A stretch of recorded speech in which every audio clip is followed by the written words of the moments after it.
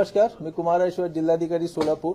आतापर्यंत GBS आजारचे 5 patient आहेत, ज्यापैकी 4 संशयित आहेत आणि 1चा मृत्यू झालाय. हे 5 पेशंट जिल्ह्याचे बाहेरचे आहेत. आमच्या जिल्ह्यामध्ये फक्त त्यांचे उपचार सुरू आहेत. दुसरा, सिव्हिल हॉस्पिटलमध्ये हा आजारचा मोफत उपचार असेल, मोफत उपचार होणार. आमच्याकडे निधी पुरेशा उपलब्ध आहे. कुठल्या प्रकारची काळजी घेण्याची आवश्यकता नाही आहे. जसं आम्ही सांगितलं की सर्व प्रकारची जी काळजी आहे ते आपण आवर्जून घ्यावे. पाणी उकळून प्यावे, अन्न चांगले शिजवून घ्यावे आणि स्वच्छता ठेवावी. आमच्याकडे सर्व प्रकारचे डॉक्टर, सर्व प्रकारचे व्हेंटिलेटर, मेडिसिन, इंजेक्शन आमच्याकडे उपलब्ध आहेत. आपण सर्व मिळून जीबीएस आजारशी लढूया आणि जिंकूया. धन्यवाद. ठीक है, चलो.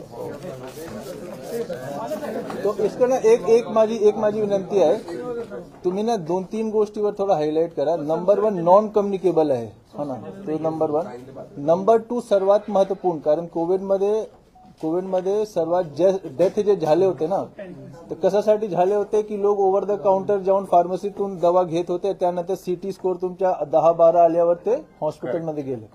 तर सर्वात जास्त फार्मसीमध्ये जाऊन गोळ्या घेण्याची आवश्यकता नाही आहे. तुम्हाला जर असं वाटत असेल की जुलाब आला, कोल्ड इन्फेक्शन आलं, तर डॉक्टरला तुम्ही आवर्जून व्हिजिट करा.